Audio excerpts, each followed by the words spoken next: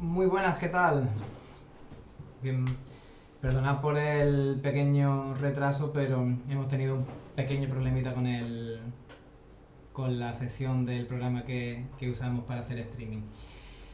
Bueno, pues he recibido muchas preguntas con respecto sobre todo a la impresión 3D. Voy a abrir mientras esto un segundito. Ahí vamos. La impresión 3D, que ahora tan de moda está y demás, no es tan solo hacer el esculpido en ZBrush.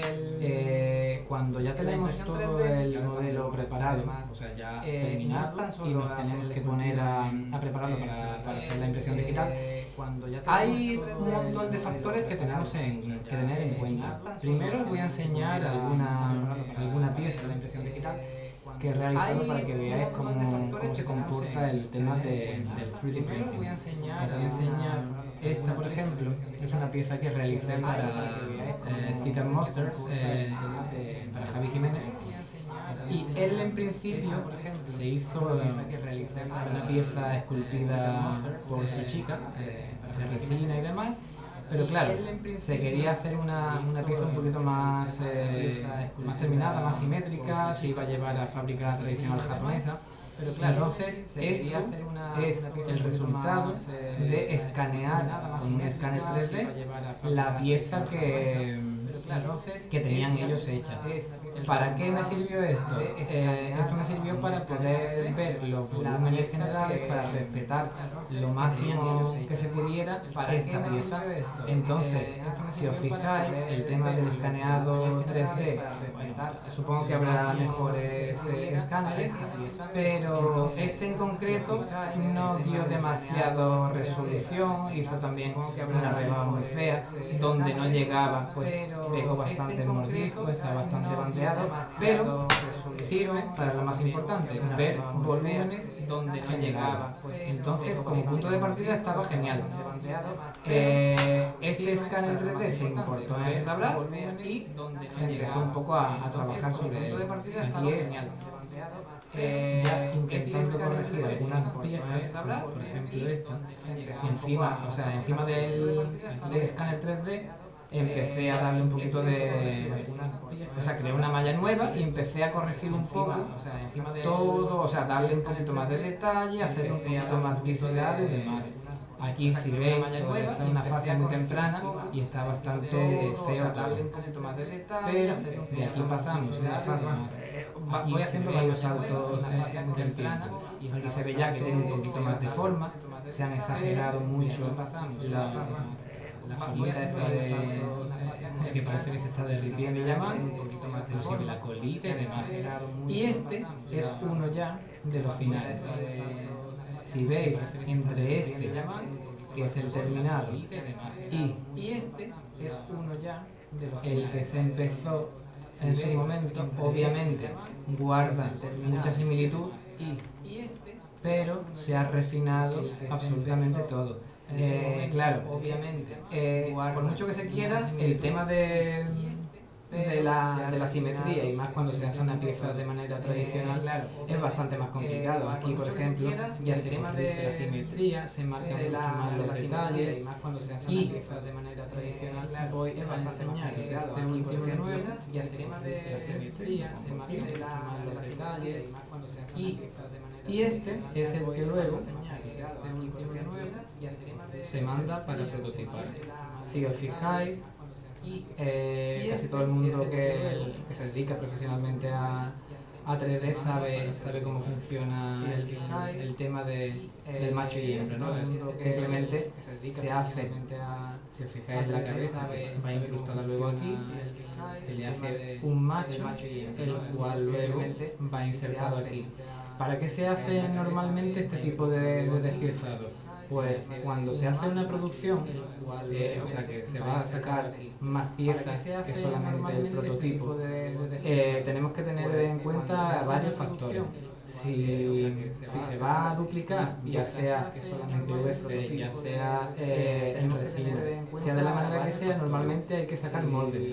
Entonces es muy complicado sacar moldes de una pieza completa y hay que tener también muy en cuenta ciertas zonas que pueden ser de tensión. Yo os recomiendo que también estudiéis un poquito, aunque no os dediquéis demasiado al tema moldes, pero que sí que os preocupéis un poquito en entender cómo funciona, que veáis desde un molde sencillo, un molde de dos caras y demás, cómo funciona, cómo se trabaja, inclusive si podéis, si tenéis tiempo, comprar algo de material, que sí que es cierto que el tema de sacar piezas, inclusive si podéis, si tenéis tiempo, comprar algo de material, que sí que es cierto que el tema de... Un momentito, me están comentando que de sacar piezas, inclusive si podéis, si tenéis tiempo, comprar algo de material, que sí que es cierto que el tema de... Un momentito, me están comentando que de sacar... Un momentito, por favor. ¿Mejor ahora?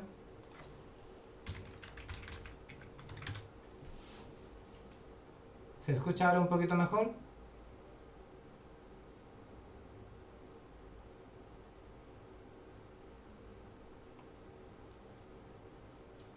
¿Hola? Bueno, yo supongo que era el problema de una sesión que tenía abierta.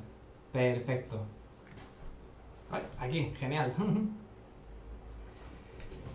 Bueno, pues lo que estaba contando. Ahí, perfecto. Pues como iba contando, si podéis mojaros un poquito con las manos y ver cómo funciona el tema del molde y demás, es muy agradecido.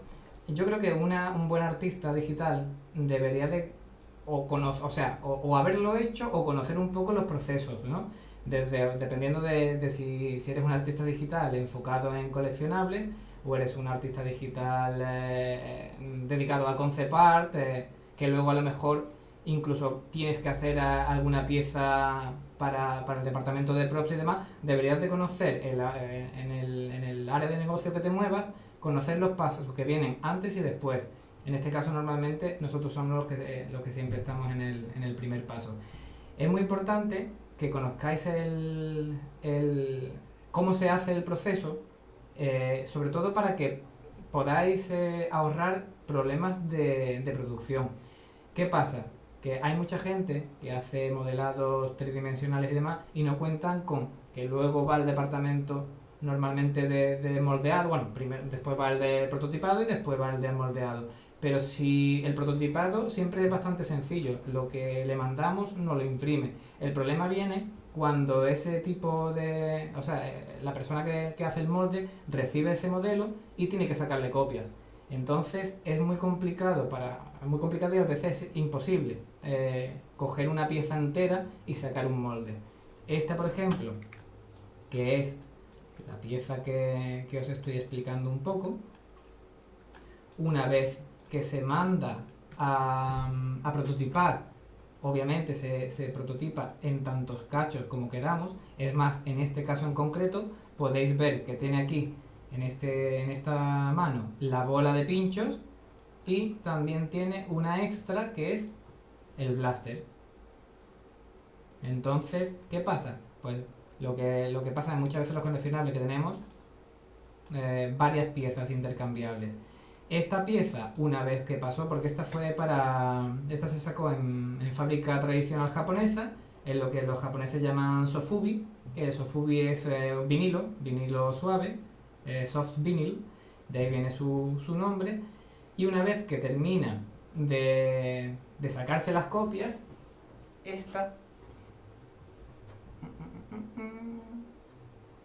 ¿dónde está? Aquí. Esta es la pieza finalizada. ¿Veis? Aquí podéis ver. Ahí. Podéis ver cómo acaba. Y podéis ver que gracias al haber hecho el macho, hembra y demás, pues obviamente la pieza puede moverse.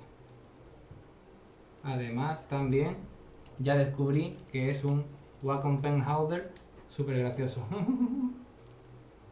Ahí. Como siempre,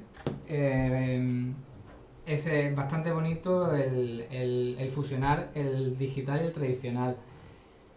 Javi Jiménez, el dueño de Stick Up Monster, me invitó a una convención que se realizó en Taipei, que desgraciadamente por culpa del envío no pude asistir, pero esta es la versión que hice yo, que era el Wananeko Avatar, el que pinté. Se le puso también todo el tema de trenzas y demás, el tema de trencitas y demás, y tiene a su vez una base.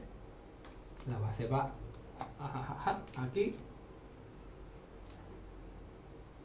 y además mi amigo Javi Coronilla, que es un crack, que curra entre otras, ha currado en Star Wars, en Víctor Frankenstein, un monstruo viene a verme, me hizo todo el tema de luces, que le doy al conmutador y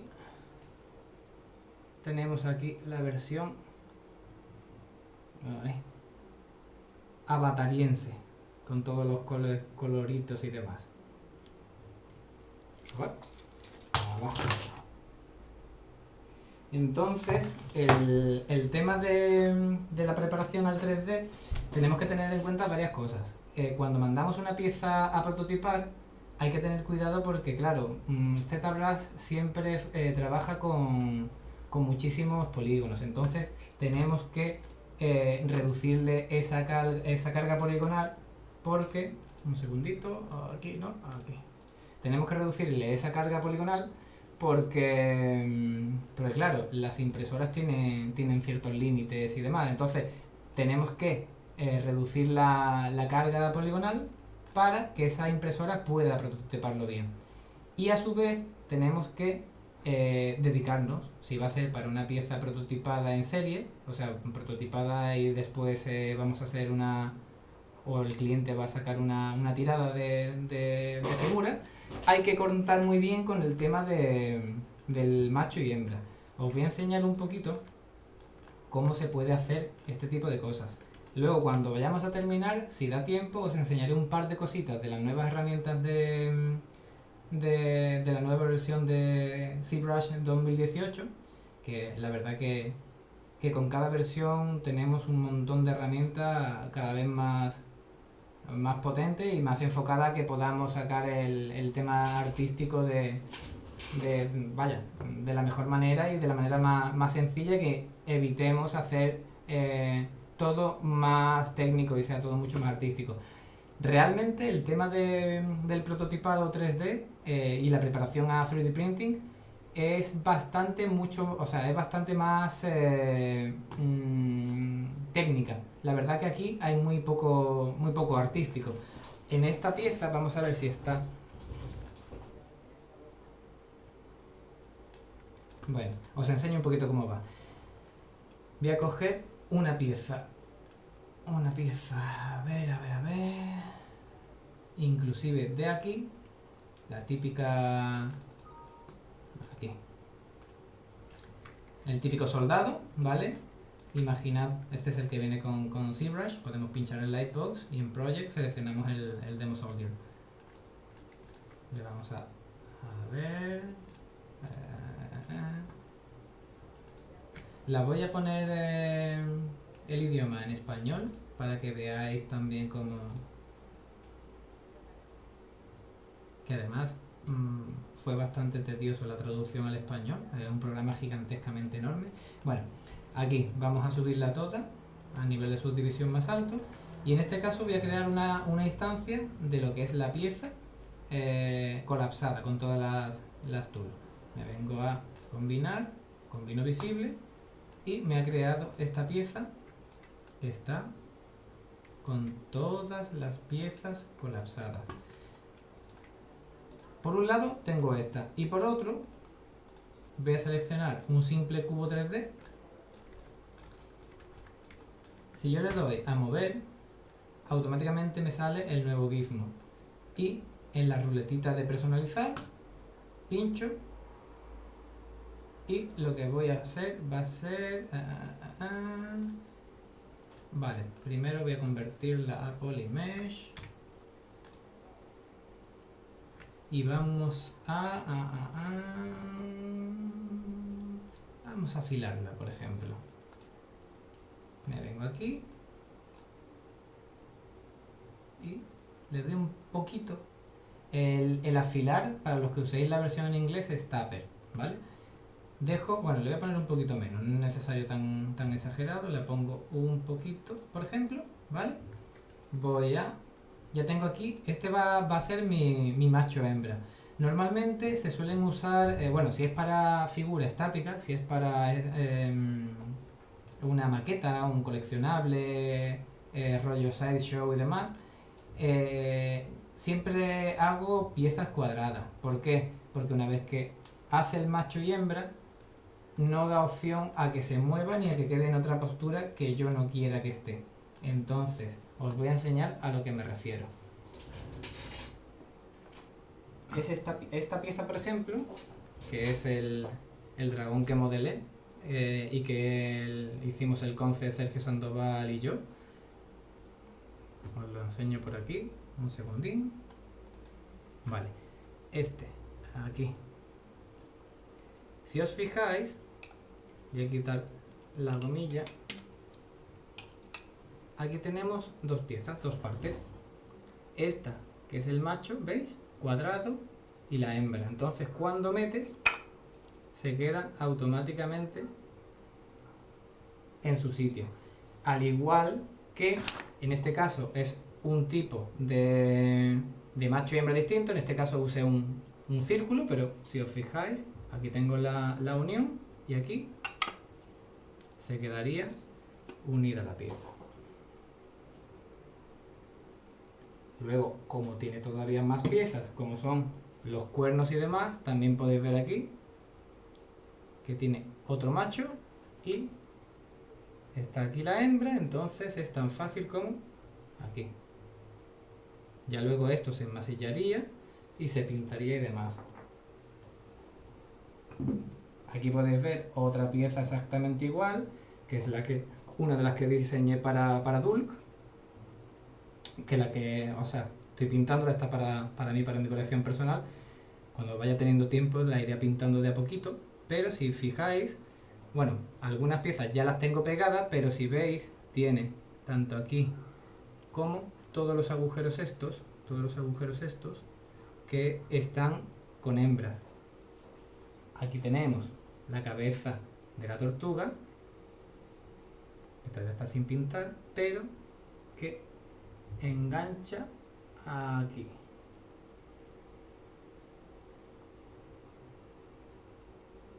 Entonces es muy importante el macho y hembra para poder trabajar. En el caso que os he enseñado antes del guananeco, se puede permitir que sea redondo porque así conseguimos este movimiento. Para figuras articuladas es bastante más, es bastante distinto porque hay que hacer varias cosas para poder hacer una action figure, una figura de acción. Bueno, pues como estaba diciendo, tengo aquí el muchachete parece un poco Riddick.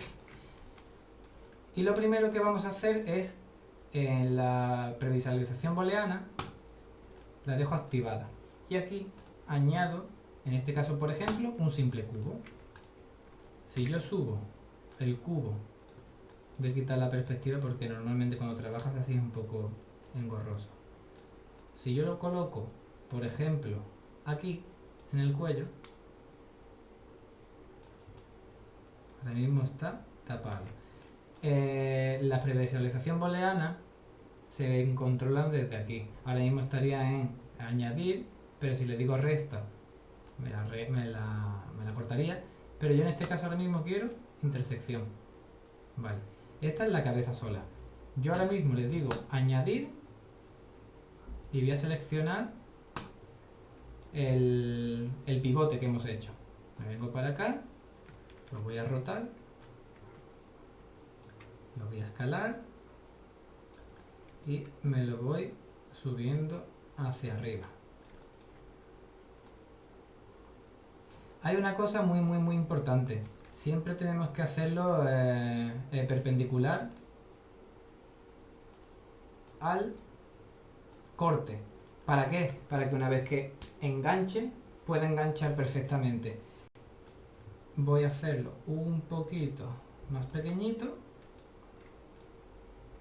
y lo voy a poner un poquito más girado. Vale. Podría haber subdividido un poquito más el polígono. Es más, si quiero subdividirlo un poquito más, pues le puedo decir que haga un remesh usando Dynamesh. Selecciono el punto blanco que dice la cantidad de polígonos. Si veis aquí pone carga poligonal. Le voy a poner a 40.000 y ya tengo, voy a poner un poquito más, que era poco. Por ejemplo. Vale, ya tenemos ahí eso convertido. Y ahora, si yo le digo que me genere una malla booleana, ahora mismo me haría, si pincho aquí, tengo automáticamente, me ha creado solamente esta pieza con su hembra. ¿Qué es lo bueno que tiene? Que yo ahora me vuelvo a la pieza de antes, que es esta, y le digo, oye, la operación booleana ahora va a cambiar. El cubo que me dejaba oculto, digamos, el resto, o sea que me cortaba el cuerpo y me dejaba solamente visible la cabeza, porque es una operación de intersección, pues ahora no, ahora lo que va a ser de corte. ¿Y qué me va a hacer? Directamente me corta la pieza. Hay que contar a veces con ciertos parámetros. ¿Qué quiere decir esto? Que al igual, dependiendo de la impresora, siempre tiene normalmente un pequeño desfase. Entonces, en este caso, si yo pincho en el cubo que me está recortando esta malla, me puedo venir perfectamente a la deformación y le puedo decir que me lo infle, por ejemplo, 2. Si os fijáis, ha cambiado un poco. Le doy control Z. Voy a acercar un poco para que veáis. Está así, y si le digo que inflar me lo infle 2, si os fijáis, ¡pum!, se ha quitado un poquito. Ese poquito que le quitamos es el que necesitamos para que se vea un corte más natural cuando esté unido. ¿Por qué? Porque hay que contar también con la dilatación de la propia resina cuando se imprime. Y ahora este pivote, que es el que antes nos hizo de macho, ahora lo vamos a usar de hembra. Y aquí sí que hay que hacer sí o sí, hacerle un pequeño inflar.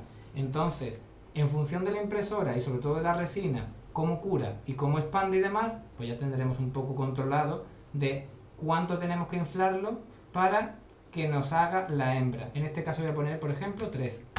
3, pum, se me ha puesto más grande y estaba en positivo, y ahora lo que voy a hacer va a ser ponerlo en negativo, que es en sustracción, en restar. ¡Pam! Ya está. Ya tengo aquí el cuerpo con el agujero creado. Ahora hay una cosa muy importante. Voy a crear una malla booleana. Imaginad, bueno, creo la malla booleana, la tengo aquí. Si yo le digo que me añada la cabeza, ya tenemos la figura completa. Si yo le doy a aislar o a isolate en versión inglesa, perdón, despizar, ¿vale? Me muestra los distintos cachos y aquí vemos cómo se ajusta perfectamente. ¿Cuáles son los varios motivos que hay que tener en cuenta? En este caso, porque al usar el remallado, digamos, de la propia previsualización booleana, me da una malla muy ligerita. Hay veces que la malla, pues obviamente, tiene bastante más carga poligonal. Pero ¿qué pasa? Si yo quiero... Bueno, en el caso de que la malla tenga bastante carga poligonal, yo no os recomiendo de que nunca pase cada pieza separada, como muchísimo, 1.000.000 de polígonos, y es muchísimo. Normalmente yo me suelo mover entre 500 y 700.000. dependerá mucho también de la pieza. Hay piezas que son muy pequeñitas o que van a ser muy pequeñitas y que podemos ponerla con menos resolución para ver, tampoco se va a ver. Luego hay piezas que ocupan mucho espacio, como por ejemplo puede ser también el cuerpo este, que entonces sí que habría que subirle bastante más la carga. Luego, gracias. Luego lo que tenemos que hacer es, si vemos que tiene bastante carga poligonal, selecciono la pieza deseada. Por ejemplo, vamos a hacer la prueba con esta. Bueno, es que claro, tiene muy poquito polígono, pero bueno. Le daría al Z plugin, Decimation Master, y le digo que me la preprocese. Cuando me la preprocesa, ya he terminado porque tiene muy poquito, me vengo a Z plugin y le digo que qué cantidad de polígonos necesito. Estos polígonos están en escala de 1000, por eso tiene puesta al ladito la K. Entonces, que quiero 500.000 polígonos, pues pongo 500 y le doy a Enter. En este caso, obviamente no, porque es una pieza que no tiene apenas poligonización. Ya hemos partido de la base que hemos cargado esta pieza que era una malla en baja, pero bueno, podéis ver, bueno, os lo voy a hacer con alguna pieza. Voy a cargar alguna pieza mía para que veáis más o menos también cómo se puede decimatear una pieza.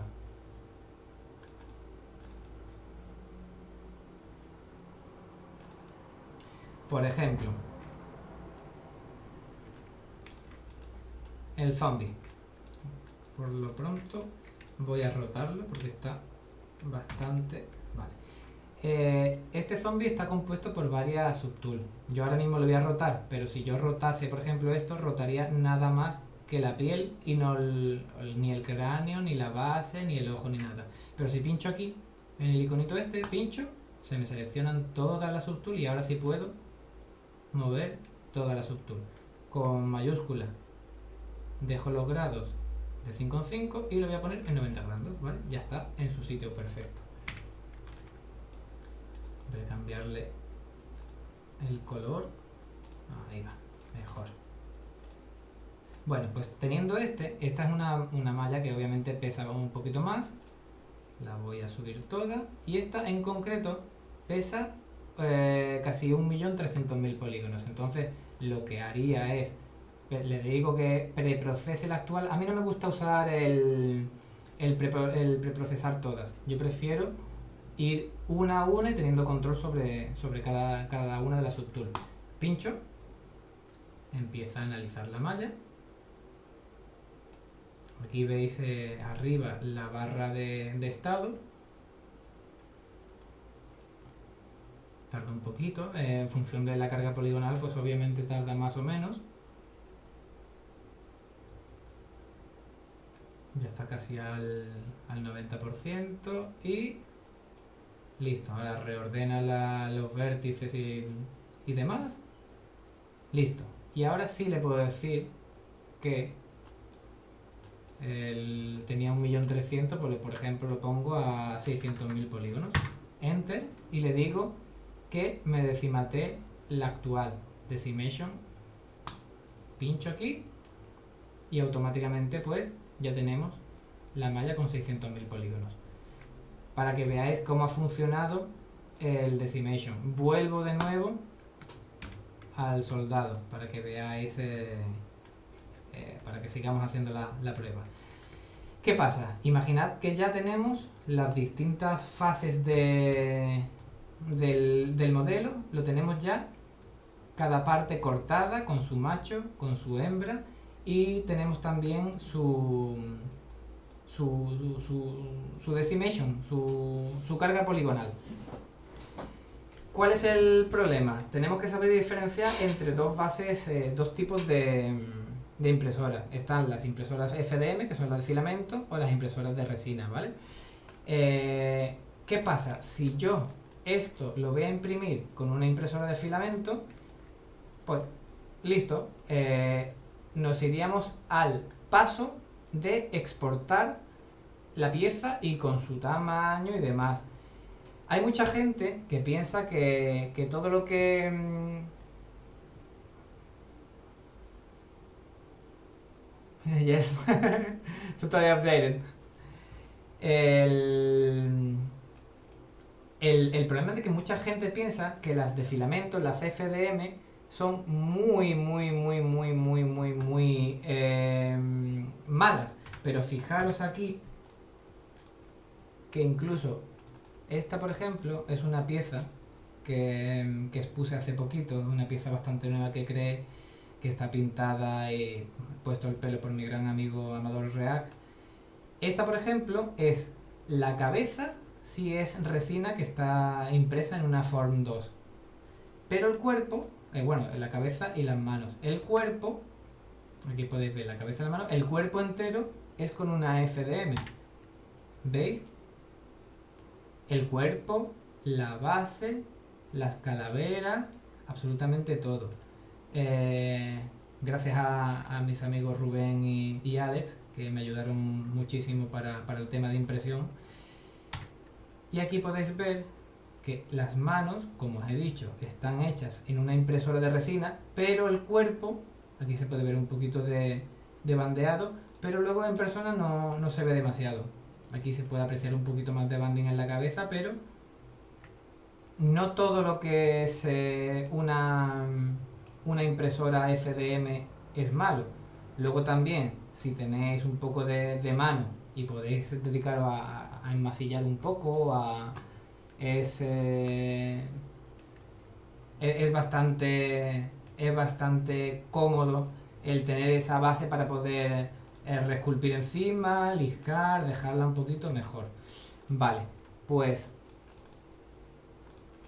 sabiendo que tenemos la impresora FDM y la de resina, la DLP, si es para la de resina ya tenemos que contar con una peculiaridad. ¿Cuál es esa peculiaridad? La resina es cara en comparación con la FDM, además que la tecnología es totalmente distinta.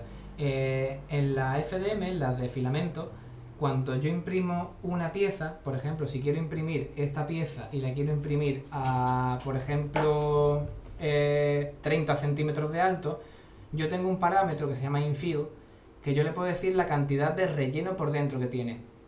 ¿Eso qué quiere decir? Voy a poner esto un poquito... Ahí. ¿Eso qué quiere decir? Que el material se va a gastar prácticamente el que yo quiero usar. Entonces no hay que preparar esta pieza. En resina no. En resina lo que hay, lo físico que hay, bueno, lo digital que hay, va a ser lo físico que se va a convertir. ¿Qué quiere decir? Que si esta es una pieza de 30 centímetros de altura y la dejamos tal cual, va a ser horriblemente cara de producir, porque va a necesitar muchísimo material, muchísima resina. Claro, partiendo de la base de que, claro, desde 100 hasta 200 y pico dólares puede costar una resina para, por ejemplo, una Form 2, es un dinero que aquí, por ejemplo, si esto fuese a 30 centímetros son varios kilos, entonces sería muy caro de producir una pieza así. ¿Qué es lo que se hace en estos casos? Voy a seleccionar la pieza, la cabeza que hemos hecho antes, voy a quitarle el suelo y aquí vamos a hacer una cosita. Primero voy a quitar por lo pronto la previsualización booleana, voy a añadir añadir un cilindro y este cilindro puedo subdividir un poquito, pero vaya, tampoco es muy necesario.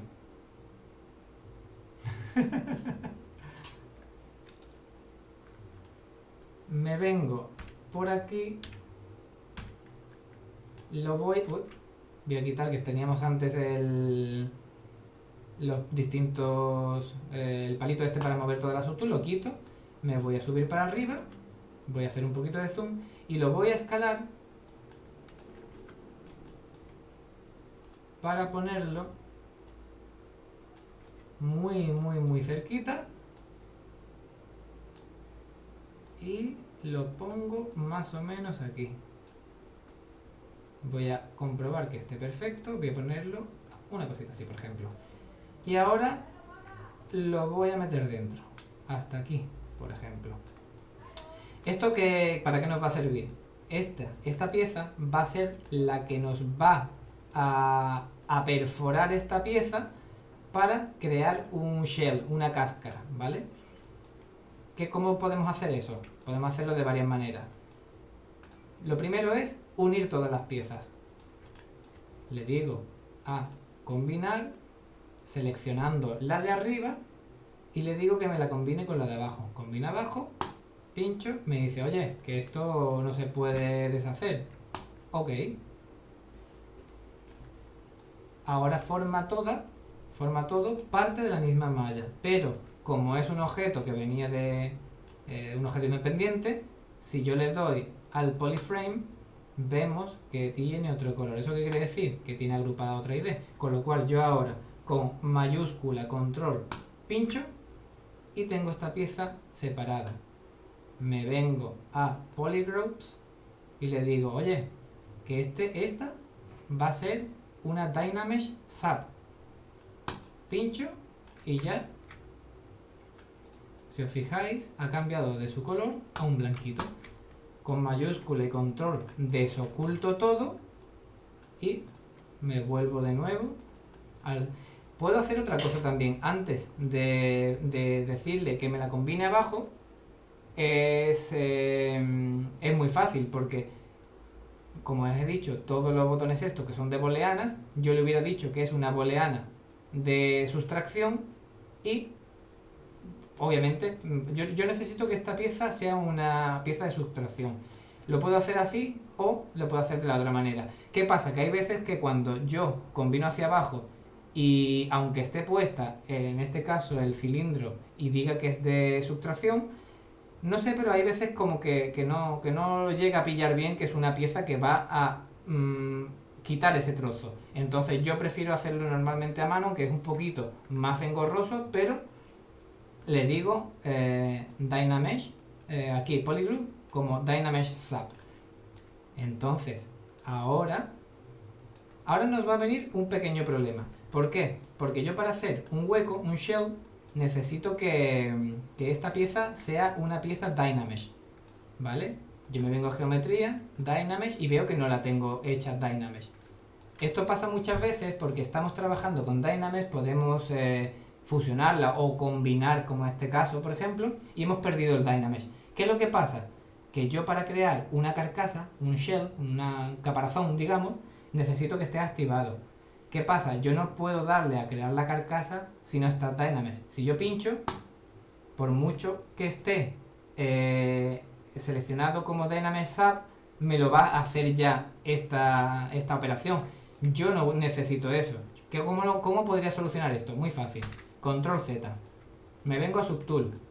Duplico la Subtool. Ahora le voy a decir aislar a la segunda para no ver la primera, la que está por encima. Hemos dicho que con mayúscula y control se vuelve, o sea, se oculta todo lo que no es la pieza que he clicado. Y le digo aquí geometría, modificar geometría, y le digo elimíname todo lo que hay oculto. Pincho y ya, aunque haga mayúscula y control,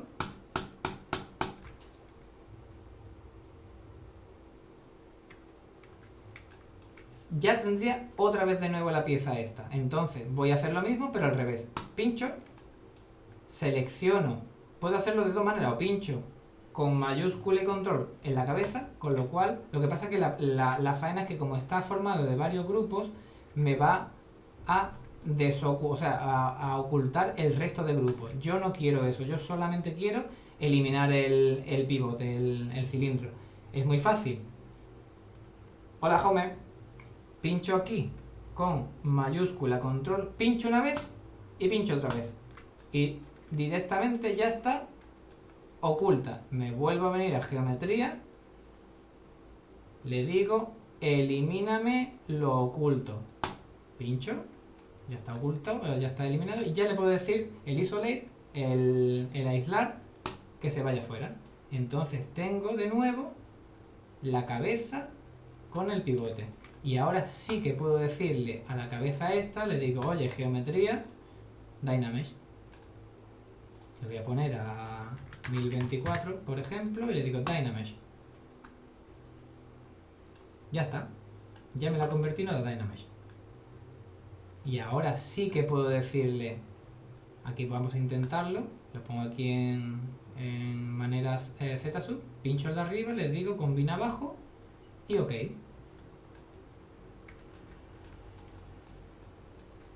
Ahora que esta es una malla Dynamesh, me puedo venir a geometría.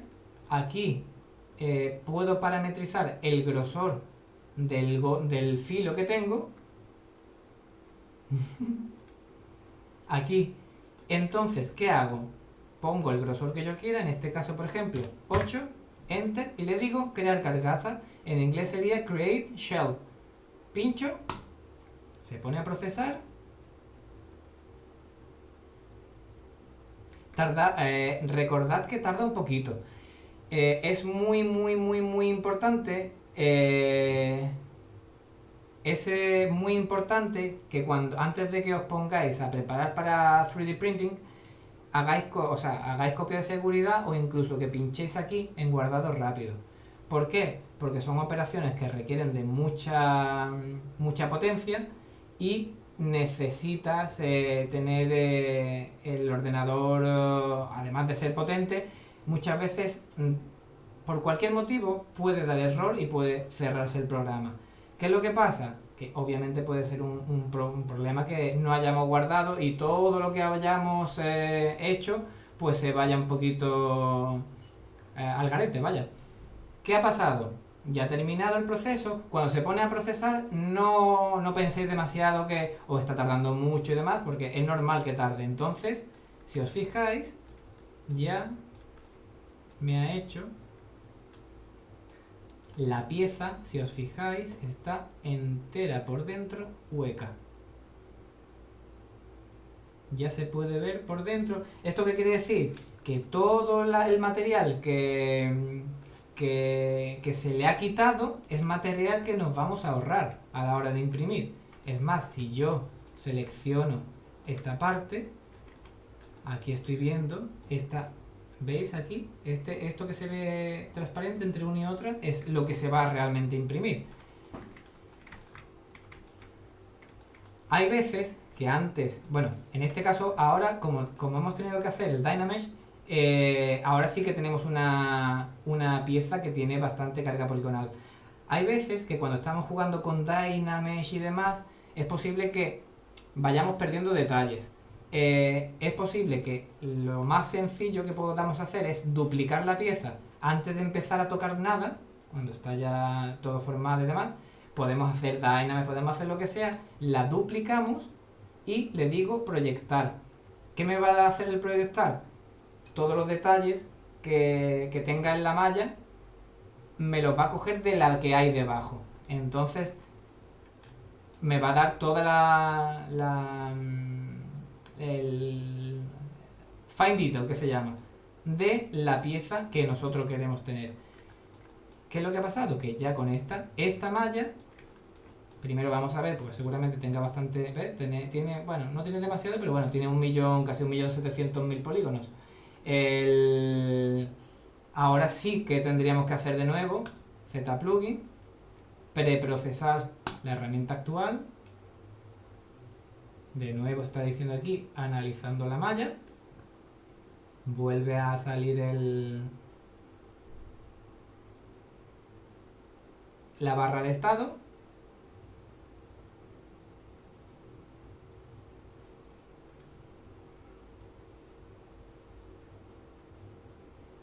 Y voy a mover esto un poquito para acá. Ahí.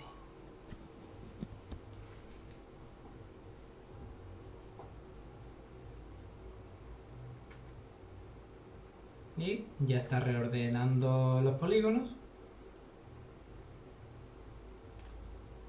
Y ahora sí que le decimos ZPlugin.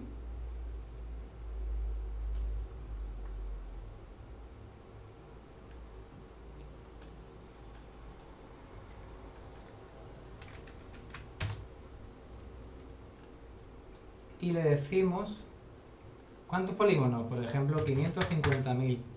Enter, siempre es muy importante darle al Enter. Y decimatear actual. Pincho y automáticamente ahora 550.000, bueno, más o menos, 550.000 polígonos. Ya tenemos la pieza para poder exportarla.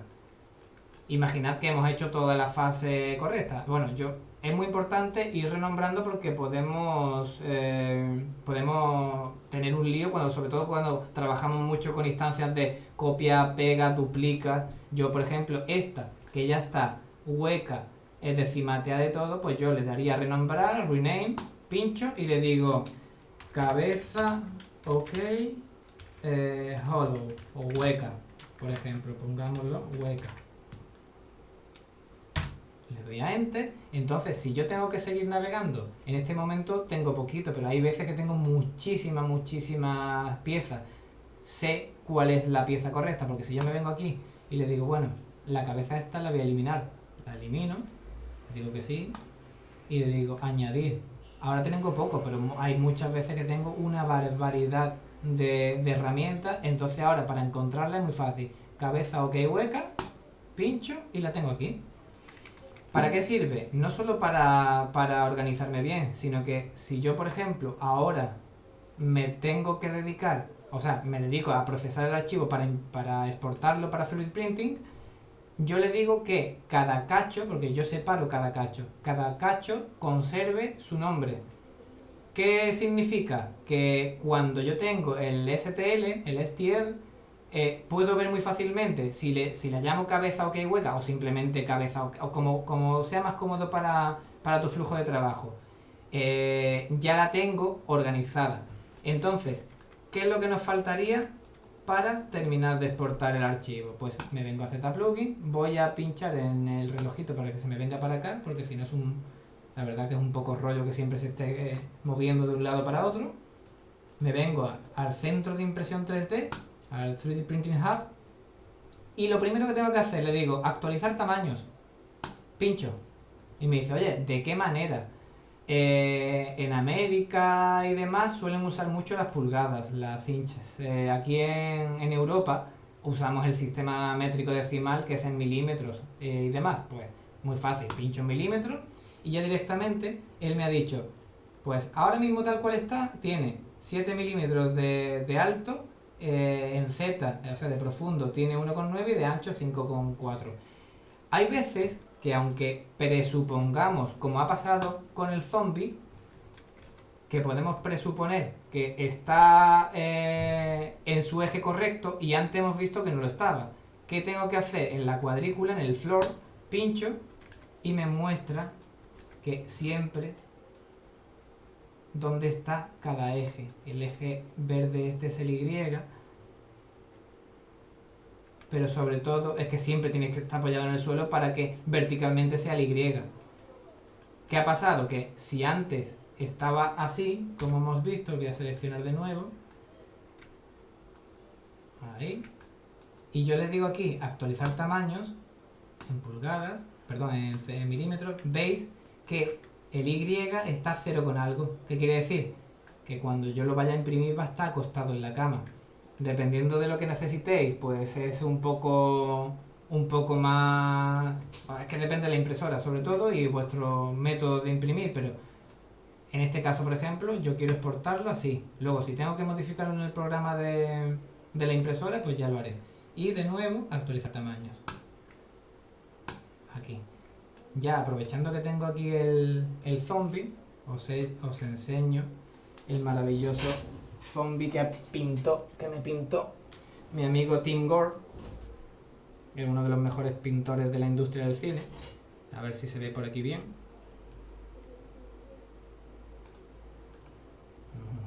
Esperaros un segundín, que no lo veo si lo estoy enseñando bien. Aquí.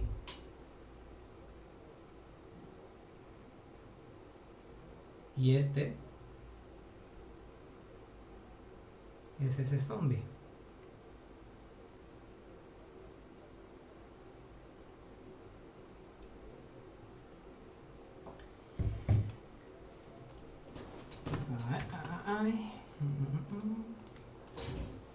Genial. Bueno, pues retomamos con nuestro amigo el soldado. Entonces ya una vez le digo actualizar tamaño, le digo milímetros y ya me lo ha actualizado. Hemos dicho antes que va a ser 30 centímetros, pues 300 milímetros. Ya está. Con la última versión de ZBrush tenemos que tener mucho cuidado porque ha habido veces que he exportado y me ha hecho unas cosas bastante raras y os voy a explicar el porqué para que si os pasa ya tengáis localizado el error. Lo primero, tengo que darle opciones de la exportación. En este caso es una pieza con 2 subtools. Le digo aquí exportar en archivos separados. Esto es ultra básico. ¿Por qué? Porque si está quitado no me va a exportar cada subtool como pieza independiente. Entonces le digo que me exporte los archivos separados y hay una cosa ultra importante que... Muchas gracias. Que es ultra importante y es cuando estamos exportando cada pieza. Me pasó la última vez, sobre todo haciendo el hombre lobo que os he enseñado, que me salía cada pieza enorme, gigantesca. Y os voy a decir por qué fue. Aquí en opciones de tamaño, aquí tenía curiosamente aquí no lo tengo deshabilitado. Aquí, si está el tamaño de subtool seleccionada, me va a dejar, digamos, el cubo que me predetermina todo el tamaño, me lo va a hacer por subtool. ¿Qué quiere decir? Que no me va a respetar en absoluto el tamaño. Pues yo esto lo tengo que quitar. Quítamelo. De la subtool seleccionada no. Yo quiero que este tamaño que yo estoy poniendo aquí sea el de la pieza entera, desde aquí hasta aquí. Si estos son 30 centímetros, obviamente 20 y pico serán hasta aquí y el resto será hasta los 30. Entonces esto es importantísimo si vais a exportar una subtool, o sea, un archivo, bueno, varios archivos STL, que esta esté quitada, súper importante. Y entonces, ya que está deshabilitada, yo le digo exportar a STL, pincho, se me abre esto para ver dónde tengo que guardarlo, lo podría poner aquí, le digo guardar y me dice ¿cómo prefieres que sea ¿Cómo quieres que se guarde en cada subtool? ¿Con qué nombre? La opción 1 es que a cada una le va a empezar a decir la 1, la 2, la 3, A mí personalmente no me gusta nada. Yo siempre, por eso siempre me gusta ir renombrando cada pieza. Yo le digo, úsame el nombre que yo le he puesto aquí como el nombre de archivo. Si yo pincho aquí, pincho, procesa un poco,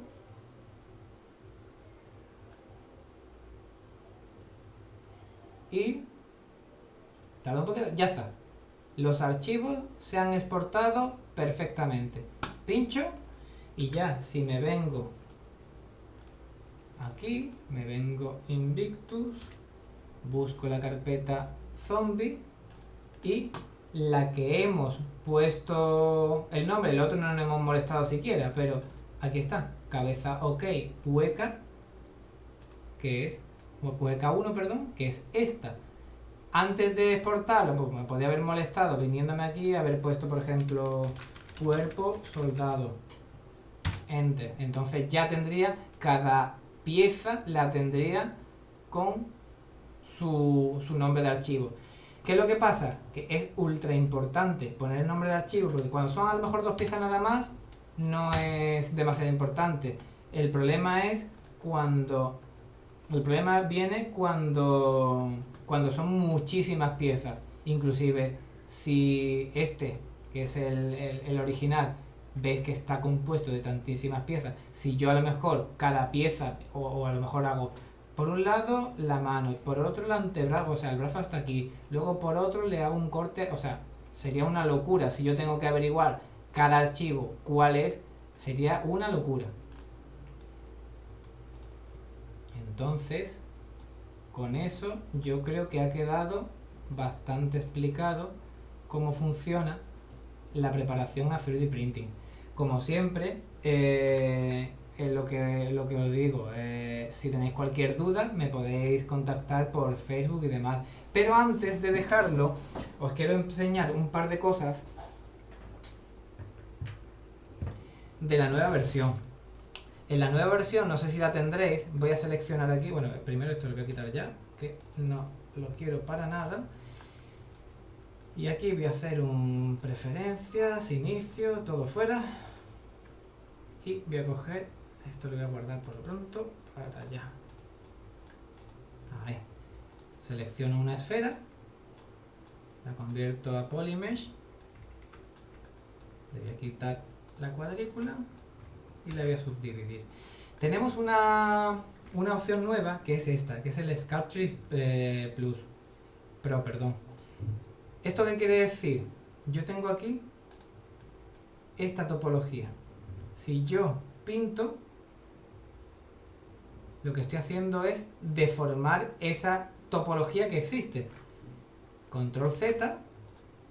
Esto es muy importante, quitar todos los niveles de subdivisión porque si no el Sculptress no funciona. Elimino la anterior y ¿veis? Así estoy normal. Pero si yo selecciono el Sculptress, lo que me hace es me crea nueva geometría.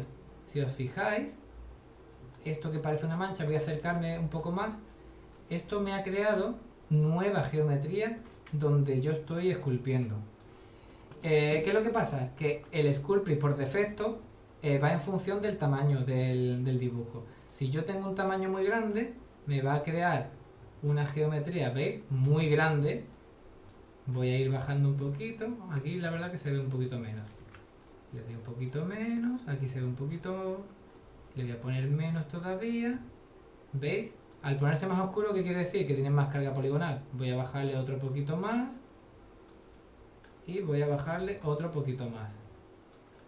¿Eso qué quiere decir? Que tiene distinta carga poligonal. Hay una cosa, voy a quitar ya el polyframe. Lo bueno que tiene es que cuando... Voy a poner esto un poquito más por acá. Si yo, por ejemplo, estoy esculpiendo de esta manera, en este caso a lo mejor no se nota tanto. Voy a coger el Snake Hook y aquí vais a ver lo que quiero decir. Yo a lo mejor tengo que mover esta parte. ¿Veis que me deja muy poca carga poligonal? Muy poca carga poligonal. Hay veces que yo estoy trabajando y lo que no necesito es que me ponga menos carga de la que tengo, sino que mínimo me la mantenga o me la aumente. Que por cierto, es curioso, una de las cosas nuevas del Sculptress es que si le damos a mayúscula, suaviza. Como tenemos el Sculptress, lo que hace es suavizar y crear nuevos polígonos, pero me lo deja todo súper planito. ¿Qué es lo que pasa? Que yo puedo hacerlo aquí y si yo pincho con el Sculptress, llego incluso a hacer desaparecer la pieza esta. Para algunas cositas queda bastante chulo los efectos esos. Pero en este caso, ¿cómo puedo solucionar esto? Pues yo necesito una brocha grande para hacer un cuerno, por ejemplo, como esto. Si yo hago uno chiquitito, aquí se nota que tiene más poligonización porque con lo que os he dicho, a menor tamaño de dibujo, mayor resolución para el Sculptress. Eso simplemente es por un tema de optimización. Si yo cojo una brocha muy grande, pues me lo deja muy mal poligonizado. Me vengo a el trazo y le digo Sculptress Pro. Aquí lo que puedo hacer es bajarle del 1 que viene a 0 con algo. Entonces, si os fijáis, ya no me hace eso. Obviamente le cuesta mucho más al proceso. Control Z, me vengo aquí al stroke, a trazo, lo dejo en el 1 que estaba. ¿Veis la diferencia entre este es el 1 y en el stroke le digo el 0.5? ¿Veis la diferencia? Y stroke 0.1 y veis la diferencia entre cada uno de los tres. Esto es muy importante, sobre todo cuando trabajamos con brochas y demás con mucho tamaño. Si yo, por ejemplo, quiero hacer con la dama estándar un trazo así, por suerte, como le he cambiado el stroke, tiene mucha resolución, pero si yo lo vuelvo a dejar como estaba, vais a ver la diferencia. Entonces, solo tenéis que tener en cuenta que si modificamos desde stroke, desde trazos, de aquí, ya puedo cambiar a cualquiera de las brochas, que siempre se va a mantener este stroke, perdón. Sí, bueno, si lo bajo a 0,1, pues obviamente mejor. Pero si yo no quiero tocar digamos de manera global esta resolución para el Sculptrix, yo me vengo a trazo, lo dejo como está y le digo, vale, el resto está bien, pero a lo mejor para esta brocha en concreto, si yo lo tengo por defecto que es así, que es bastante mala poligonización, control Z, bueno, lo voy a dejar al lado para que veáis la diferencia. Me vengo a brocha y aquí en el Sculptrix Plot lo modifico. Aquí le voy a decir usar el global, no, lo quito. ¿Por qué? Porque el global es el de stroke. Y le digo aquí el tamaño de la subdivisión, lo ponemos bajito y ya puedo pintar de la distinta manera. Recordar, en cada brocha se puede parametrizar cada una de las brochas por separado, porque al igual pensamos que algunas tienen una sensibilidad especial, ¿no? El blob, por ejemplo, a mí me encanta el puntito que da, pero sí que es cierto que al igual para blob necesitamos bajarlo mucho y para Snakehook no tanto.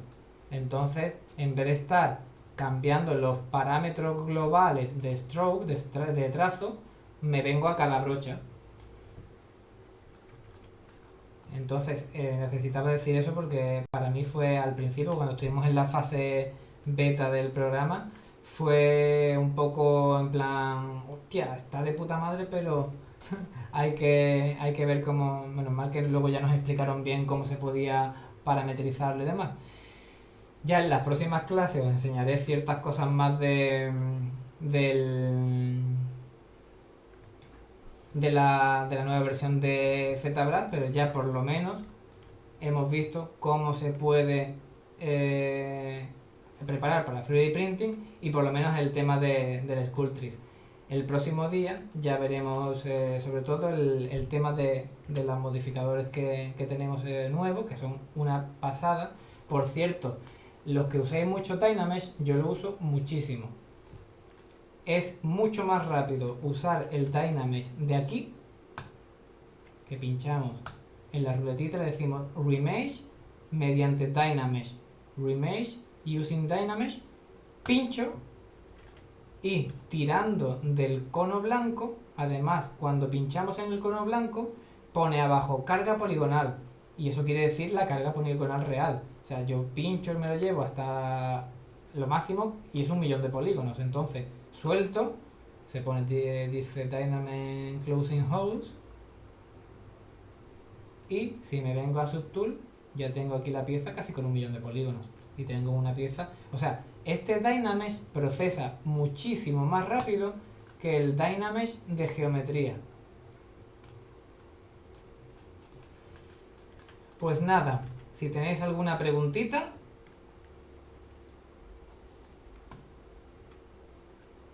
y si no, antes de irme os voy a enseñar una pieza, a ver, para que veáis.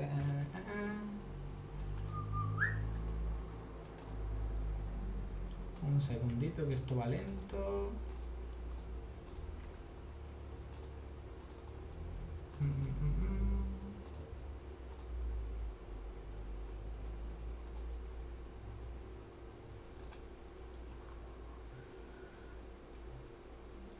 A ver dónde la tengo que no la veo.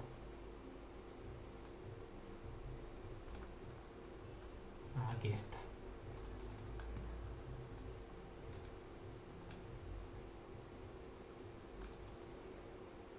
Aquí. Para que veáis una de las piezas que... esta fue bastante complicada hacerla, pero veis muy bien, podéis ver muy bien. ¿Ves? Es una miniatura que hice para Getorix. Le voy a decir Subtool, todas arriba, todas altas. Y aquí Está procesando. Y aquí sí que podéis ver todas las piececitas que hubo que hacer.